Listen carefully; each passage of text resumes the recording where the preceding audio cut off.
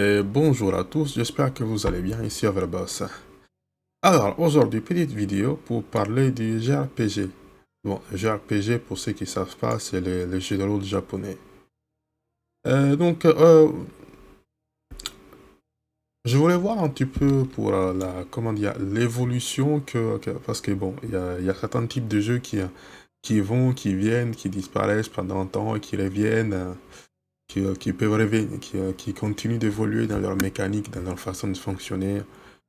Et aujourd'hui, on va passer un petit peu par le JRPG. Alors, qu'il est loin le temps où le JRPG pouvait se considérer comme une passion ostracisée. Bon, pour ça, on peut parler quand même du jeu vidéo en général. Bon, j'en ai déjà parlé dans d'autres vidéos, mais fut un temps que moi j'ai pas connu, mais d'autres sauront se reconnaître. Le jeu vidéo, c'était plus presque fier que la drogue. Mais bon, dédié aux voyants joueurs capables de choper un titre en import sans aucune connaissance de la dite langue, sous prétexte que ce sera trop long d'attendre 2 ou 3 ans pour une location. Et surtout à l'époque, il n'y avait pas d'internet, donc lorsque tu as acheté le jeu, comment tu joues au jeu si tu connais pas la langue? Moi, je comprends pas trop, mais d'accord. Après, je comprends parce que t'attends 2 3 ans, la passion elle passe. Oui, mais t'attends 2 3 ans, mais le prix aussi, il peut aussi baisser un petit peu, tu vois. Enfin bref. On aurait alors répondu qu'on n'est même pas sûr qu'elle arrive, sa localisation. Mortar 3, Bahamut Lagoon, Fire Emblem, Genealogy of the Holy War, bon, etc. Shining Force, ça me dit quelque chose, mais généralement tous les autres, ça me dit ça. Bon, Fire Emblem, je connais aussi, mais les autres, ça me dit pas trop grand-chose. Euh, Font partie de ces jeux qui n'ont jamais eu le plaisir de fouler d'autres terres que celles de leur origine.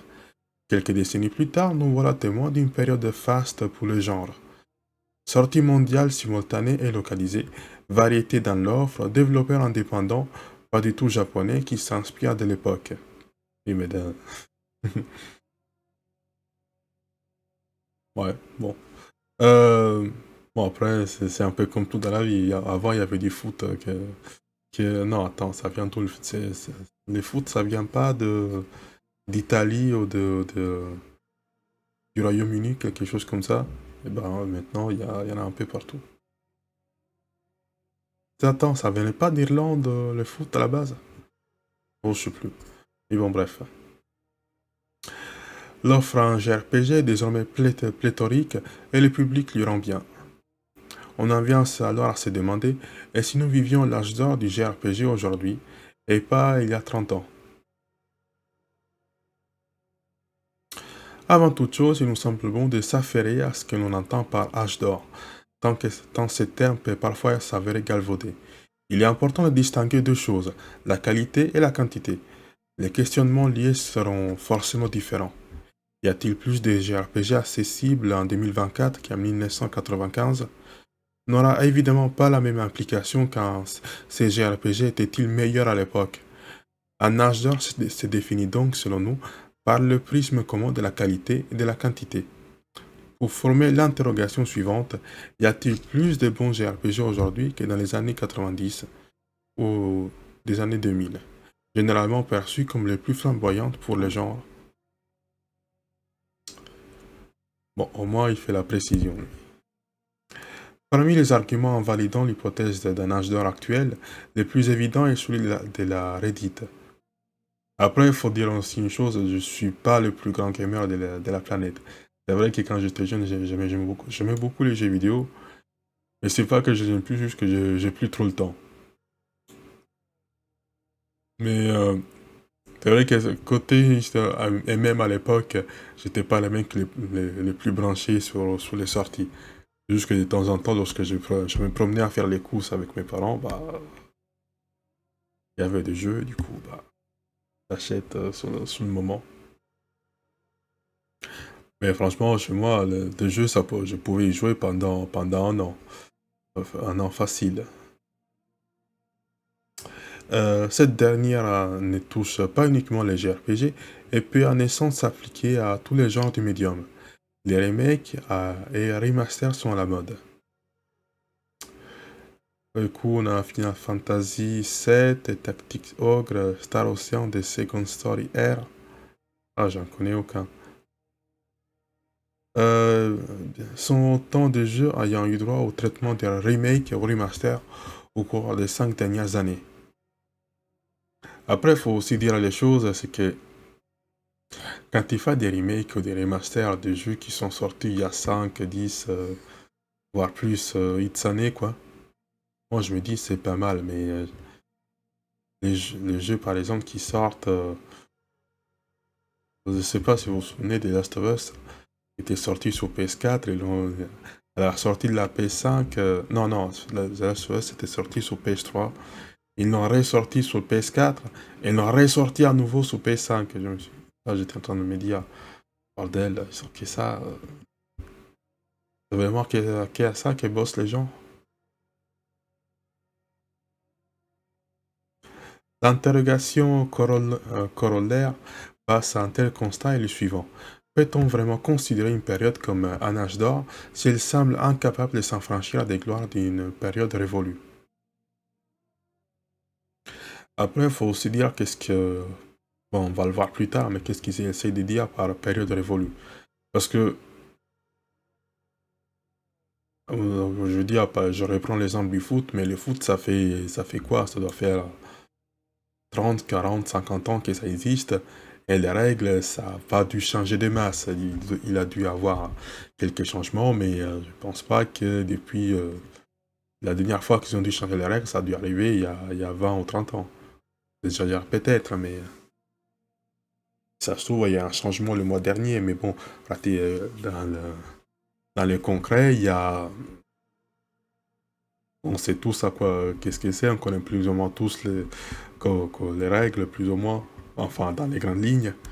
Et puis voilà, quoi. Donc, cette façon dans les jeux vidéo de vouloir créer, installer des forces, de nouvelles mécaniques, c'est pas que je la comprends pas, je dis juste que à certains moments, je me dis c'est pas trop nécessaire. Hmm. Mais bon. Oui et non, car si la tendance est bel et bien à la résurrection d'œuvres passées, ce n'est pas sans impact glorieux sur le genre. Le retour des figures de proue sur le devant de la scène a un triple effet positif palpable. D'une part, il joue sur la nostalgie des vétérans, leur offrant le moyen de profiter des souvenirs par le prisme de l'avancée technologique. Et ça, c'est un peu le problème, c'est qu'il y a il y a tellement de développeurs, tellement d'éditeurs qui sont en train de jouer sur la nostalgie qu'à un certain moment, tu tues la nostalgie, quoi. D'un autre côté, les néophytes ou les génos qui se souciaient à l'époque plus de leur dernier octet que de la sortie des Chrono Trigger bénéficient par cette méthode d'une tranche de passé, sans que cette dernière ne leur apparaisse trop austère.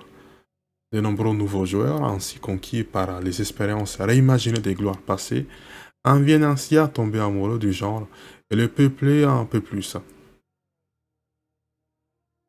D'ailleurs, bon, ce point-là, s'il est vrai, il aurait été vrai dans certains types de circonstances, parce que ces temps-ci, je pense que vous l'avez remarqué, mais il y a des jeux qui commencent à être de plus en plus chers, ça commence à être un peu dérangeant, mais bon.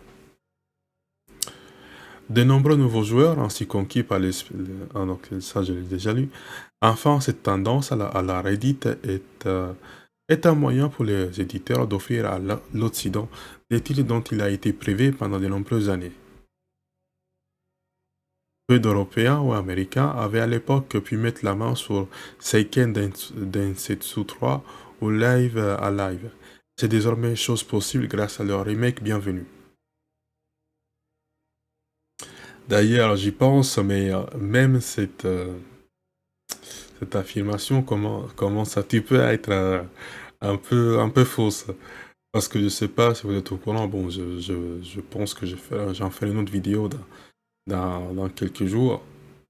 Mais il commence à avoir aussi des dramas de ce côté-là parce que on essaie d'appliquer des standards occidentaux sur du jeu vidéo comme on le voit chez nous, aux Japonais. Là, je me dis, oh, bordel, c'est dommage. Parce que moi, je prends l'exemple tout con, mais si on veut imposer les microtransactions, les loot bots aux Japonais, bon, c'est pas que c'est pas déjà le cas, peut-être qu'il y a des exemples. Bon, par exemple, les gachas dans leur intégralité. Même si, euh, même si d'un côté, les gachas, ils ont leur genre. Et tu les vois pas dans les autres jeux. Par exemple, des choses comme Marvel Avenger. Le truc, il te le dit pas, oui, tu vas débloquer des personnages, des skins avec de l'argent. Alors que chez les Japonais, il y a pas tout ça.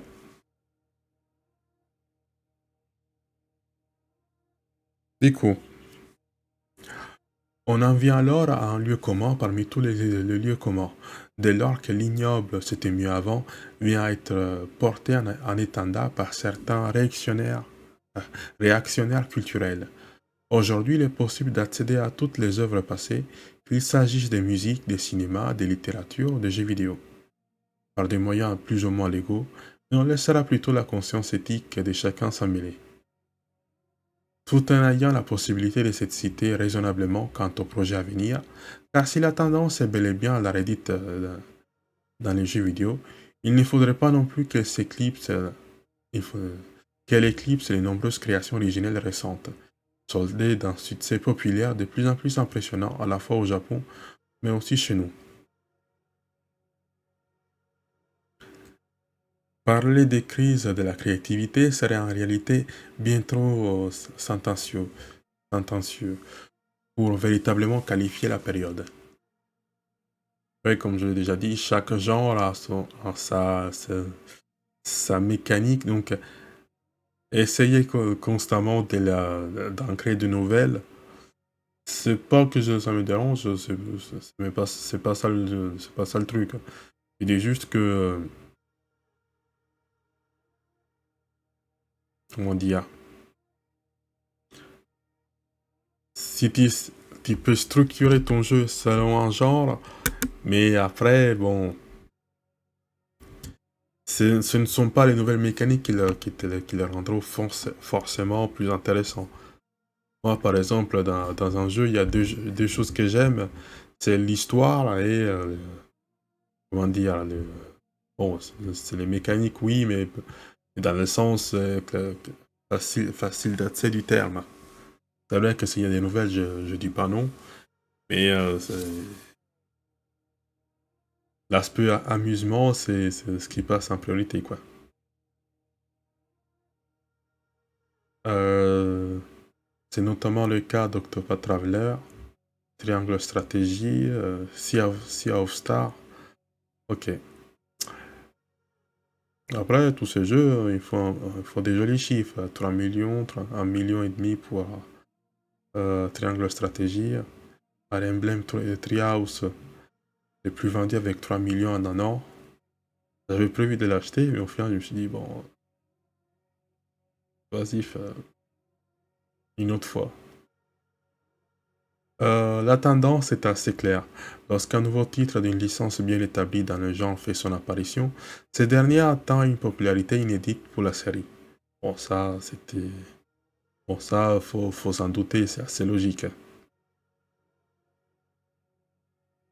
T'as une boîte, elle attendant, elle sort une série, elles font des gros succès les unes après les autres, donc à un certain moment, il est plus facile de les remarquer. Lorsque c'est des jeux, c'est des boîtes indépendantes, par exemple, c'est la chose avec les boîtes indépendantes et les boîtes, comment on pourrait dire, traditionnelles. C'est sûr que tu mets un Capcom à côté d'une boîte indépendante du Japon, bah, tu t'adresses directement à Capcom juste par la nature. Donc, bon, ce point-là, ça date pas d'aujourd'hui. Du coup, c'est le cas pour les jeux Pokémon. les Tales of. Bon, celui-là, j'ai jamais joué. Donc, bon, j'ai toujours trouvé que les histoires des Tales, c'était. Avant, j'essayais de m'y mettre, mais comme il y a pas de fil conducteur, je me suis dit, bon, écoute, c'était mignon, mais j'ai pas envie d'avoir mal à la tête. Donc, je me mets à côté. Bon, Fire Emblem, j'ai récupéré un petit peu quelques séries, donc ouais, je comprends un petit peu le genre. Dragon Conquest, bon, ça m'a jamais attiré. Persona, j'ai joué au 5. Et Shin Megami Tensei, je connaissais pas du tout. Toutes ces licences établies ont en effet battu des records de popularité avec leur dernier, et ce n'est en aucun cas un hasard. Les genres gagnent assurément un rayonnement depuis quelques années. D'autant que les licences établies ne sont pas les seules à bénéficier d'un attrait certain depuis quelques années. Outre la création des franchises inédites par des studios déjà bien versés dans le genre, Scarlet Nexus, Ni no Kuni, Suga 1 et 2. D'ailleurs, Scarlet Nexus, j'en fais un let's play sur mon autre chaîne. Je vous mettrai le lien dans la vidéo. D'ailleurs, je vais peut-être jouer aussi à Unicorn Overlord. Des créateurs indés s'y mettent aussi en s'inspirant des mécaniques et de l'ambiance habituelle du genre. Certains rencontrent même un beau succès. Nous avons pu aborder la réussite populaire que fut Sea of Stars, malgré ses défauts, mais ce n'est pas le seul. Shined Echoes était essai flamboyant du développeur Mathias Linda a pu générer $1 million sur Steam en l'espace d'un mois seulement par exemple.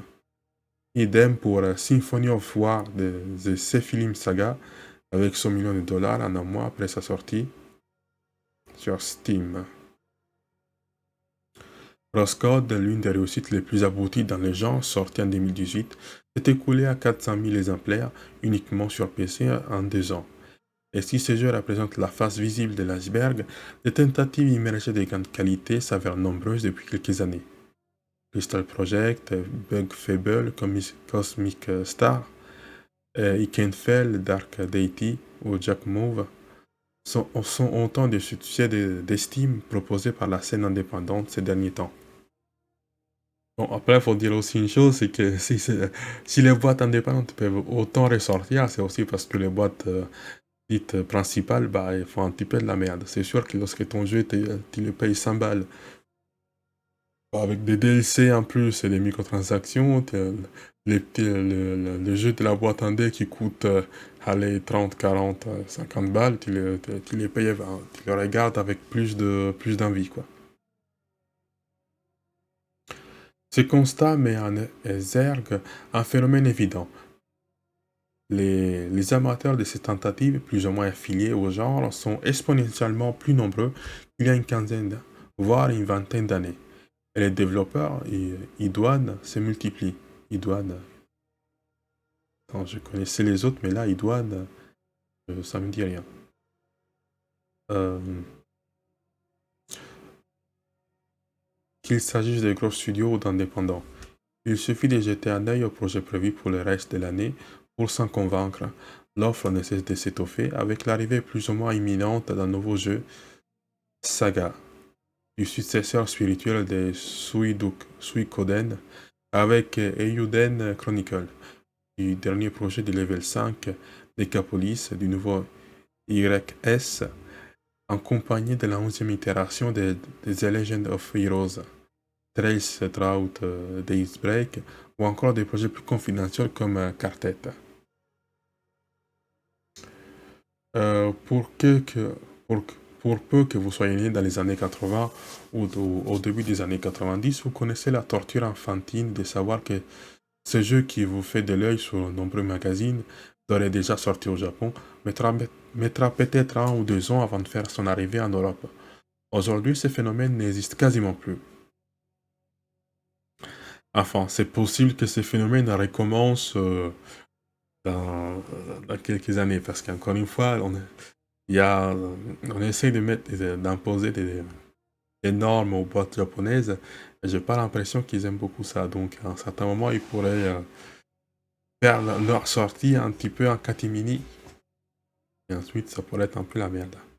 trouve que c'est surtout du côté anglophone que ça arrive. Donc, bon. Reste maintenant à déterminer si l'attachement nostalgique à une ère révolue ne phagocyte pas la perception de certains amateurs quant à ce qui se trouve sous leurs yeux aujourd'hui, à savoir une période particulièrement faste en contenu nouveau et parfois innovant, avec bien évidemment toujours la possibilité de faire un bond vers le passé dès que souhaité en branchant sa vieille console ou en passant par l'émulation. Autrement dit, si on s'éloigne de toute considération sémantique, il faudrait vouer un culte introspectif un peu trop malsain envers sa propre nostalgie pour ne pas considérer qu'il n'y a jamais eu de meilleur moment pour s'ériger en fier amateur de JRPG qu'aujourd'hui. Bon, sur la fin de l'article, je suis un petit peu... non, en fait, je suis tout à fait d'accord avec ce monsieur. D'ailleurs, comment il s'appelait déjà? Benoît Bale. Ouais, je pense que c'est lui. Ouais, quand on parle Doc Savage, bon, c'est l'un des deux, donc on va dire que c'est les deux. Mais je suis d'accord avec lui, bon, en plus ils sont même revenus en un style un petit peu plus rétro, parce que euh, dans le jeu vidéo, je trouve que on est quand même avancé, on a quand même oublié un petit peu l'aspect jeu, on a plus passé à l'aspect vidéo, qui est un petit peu dommage. C'est vrai qu'avoir des images des Zelda contre Ganondorf en 4K, c'est bien, mais si tu pouvais avoir moins de lag et tout le reste, ce serait bien aussi. Et bon, bref, dites-moi qu'est-ce que vous en pensez dans les commentaires. Je vous dis à la prochaine et salut!